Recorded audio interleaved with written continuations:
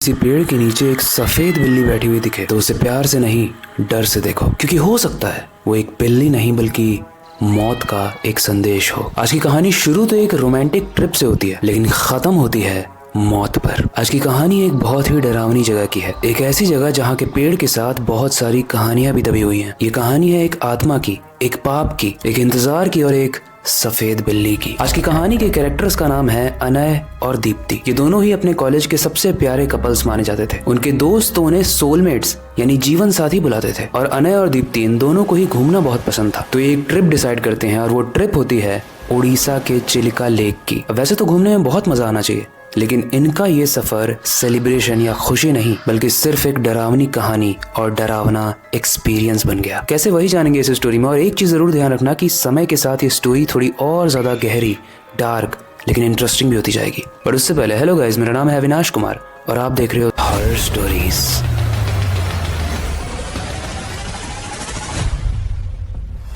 जिस दिन ये लोग ट्रिप गए थे उस दिन कुछ दिनों तक तो सब कुछ नॉर्मल था, ठहाके लगाकर हंसना, सेल्फीज लेना और थोड़ी बहुत खट्टी मीठी मस्ती करना। लेकिन जब अनय ने रिजॉर्ट का देखभाल करने वाले इंसान से ये सुना कि यहाँ जंगल के कोने में एक पेड़ है, एक पेड़ जिसके बारे में लोग बात करने से भी डरते हैं और उस पेड़ को मौत का दरवाजा कहा जाता है। जब अनय ने इस चीज को सुना तो किसी भी इंसान की तरह उसके अंदर भी एक क्यूरियोसिटी, जानने की इच्छा जागी। जब अनय इस कहानी को सुन रहा था तो उसने सुना था कि उस केयर टेकर ने एक चीज बोली थी कि शाम के अंधेरे के बाद तुम्हें उस जगह पर नहीं जाना है। लेकिन वो कहते हैं ना गाइस, प्यार में लोग अक्सर लॉजिक नहीं सोचते हैं।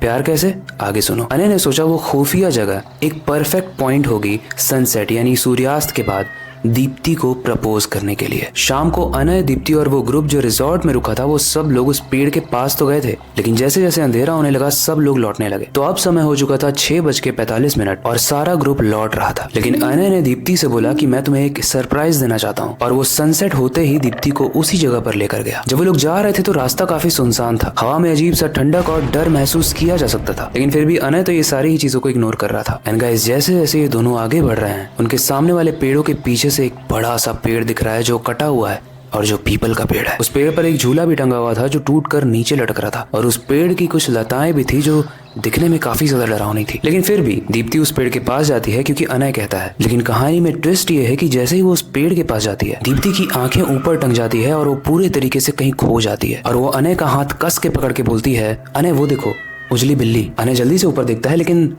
ऊपर कोई नहीं था। वो दीप्ति से पूछता है कि कहाँ है बिल्ली, मुझे तो कोई नहीं दिख रहा है। जब अनय ऊपर बिल्ली को देखने के बाद नीचे दीप्ति को देख रहा था तब तक दीप्ति का चेहरा एक बहुत ही डरावना चेहरा बन चुका था। उसके चेहरे पर एक अजीब सी क्रीपी डरावनी स्माइल थी, और वो कहती है वो बिल्ली शायद सिर्फ मुझे ही दिख रही है और वो मुझे बुला रही है। अनय कहता है तुम कुछ भी कह रही हो यार, मैं तुम्हें जिस चीज के लिए आया हूँ वो करूँ। अनय के ये बोलते ही दीप्ति होश में आ जाती है और उसे कुछ याद भी नहीं होता है कि अभी क्या हुआ था। वो कहती है हाँ, हम जिस चीज के लिए आए हैं वो तो करो। अनय अपने हाथ से रिंग निकालता है और घुटनों पर बैठकर दीप्ति को प्रपोज करता है। वो मोमेंट दिखने में तो बहुत रोमांटिक दिख रहा था, लेकिन सिर्फ उन दोनों के बीच में, क्योंकि कहानी में एक ट्विस्ट है, जो ट्विस्ट उस एनवायरमेंट से आ रहा है। क्योंकि कोई तो था जो वहां छुप कर उन्हें देख रहा था, जो उनकी खुशी से चल रहा था। लेकिन फिर भी वहां उनको कुछ नहीं हुआ। वो दोनों वहां से सेफली अपने रिजॉर्ट में जहां वो लोग रुके थे वापस आ गए। लेकिन उस दिन उस रिजॉर्ट की लाइट्स बहुत ब्लिंक कर रही थी और बहुत तेज आंधी चल रही थी। तो वहां का केयर टेकर ऊपर आके उन दोनों से पूछता है कि तुम दोनों इतना लेट आए हो, कहीं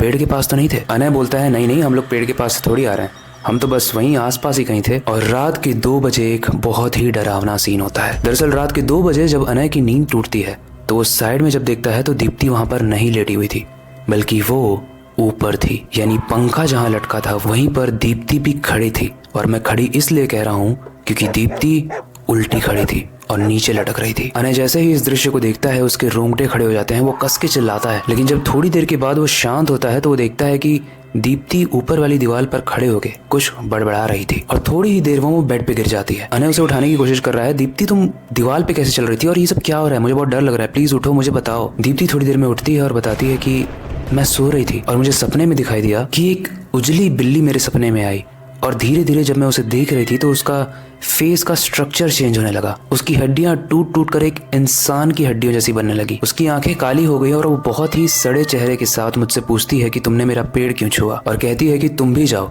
अब उस 21 लोगों की तरह। अनय को एक चीज बहुत खटक रही थी कि वो दीवार के ऊपर कैसे चढ़ी, लेकिन उससे भी ज्यादा उसे एक चीज खटक रही थी कि दीप्ति कहीं ये सब अजीब सा झूठ या मनगढ़ंत कहानी तो नहीं कर रही है। लेकिन इसके रिस्पॉन्स में दीप्ति अपना कंधा दिखाती है जहाँ पर सच में बिल्ली के मारने के निशान थे। वो तुरंत उस रिजॉर्ट के मैनेजर के पास, उस केयर टेकर के पास जाता है और बताता है कि हमारे साथ क्या क्या हुआ। वो केयर टेकर बोलता है, मैंने आप लोगों को मना किया था, मैंने आपको मना किया था कि उस पेड़ के पास रात में मत जाना। और फिर वो केयर टेकर वो कहानी सुनाता है जिसकी वजह से वो पेड़ भूतिया है। दरअसल ये पेड़ अपने जमाने में बहुत ही बड़ा और विशाल हुआ करता था, लेकिन एक बार एक औरत की इज्जत के साथ जब खेला गया तो उस औरत ने ही इस पेड़ के ऊपर से कूदकर सुसाइड कर लिया। उसके बाद से यहाँ के लोगों के साथ बहुत ही अजीब अजीब हरकतें होने लगी, जिसकी वजह से यहाँ के लोगों ने उस पेड़ को काट दिया। तो जितना पेड़ आप देख रहे हो अभी, उतना पेड़ नहीं था, ये बहुत बड़ा पेड़ था। जब इस पेड़ को काटा गया तो ऐसा माना जाता है कि बहुत तेज आवाज सुनाई दी थी, और ऐसा माना जाता है कि तब से इसके अंदर जो भूत है वो और ज्यादा गुस्से में रहता है, और जो भी उसके पास जाता है तो वहां तो वो उसे कुछ नहीं करती है,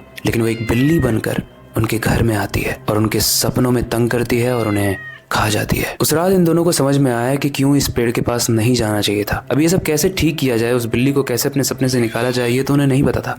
इसलिए उन्होंने बस एक ही चीज डिसाइड किया कि वो जहाँ से आए हैं वो वहां चले जाएंगे। उसके बाद इस कहानी में क्या हुआ होगा अनय और दीप्ति के साथ, वो तो हम नहीं जानते। कि ये स्टोरी मेरे एक सब्सक्राइबर ने मुझे भेजी थी, और मैंने जब इंटरनेट पे सर्च किया तो ऐसे भूतिया पेड़ तो भारत में बहुत सारे हैं, लेकिन उसमें से सबसे डरावना पेड़ माना जाता है मंगला जोड़ी पेड़, जो ओडिशा में है। तो उसके बारे में जाके आप इंटरनेट पे सर्च जरूर करना। बाकी ये कहानी यहीं तक थी, लेकिन हमें एक चीज समझनी पड़ेगी कि हमें कभी भी ऐसी जगहों पर नहीं जाना चाहिए जहाँ पर कोई ना कोई हादसे हुए हों, क्योंकि उस जगह में एक नेगेटिविटी होती है, एक ऐसी नेगेटिविटी जो अनय और दीप्ति ने भी फेस की। लेकिन ये भी हो सकता है क्योंकि उस पेड़ के पास रिजॉर्ट है, होटल्स हैं, तो उन्होंने अपने बिजनेस को चलाने के लिए ये स्टोरीज बनाई हो, और ऐसी स्टोरीज वो लोग नहीं दबने देते जहां पर बिजनेस का फायदा होता है। तो अब आपको क्या लगता है कि मंगला जोड़ी पेड़ की जो इतनी सारी कहानियां हैं वो सच हैं या फिर बनाई हुई कहानियां हैं, ताकि वहां के लोगों को, वहां के लोकल्स को बिजनेस मिलता रहे और लोग वहां के बारे में जानने में और इच्छुक हों और वहां पे और ज्यादा टूरिस्ट आए? आपको क्या लगता है, ये एक सच्ची घटना लगती है या मनगढ़ंत घटना?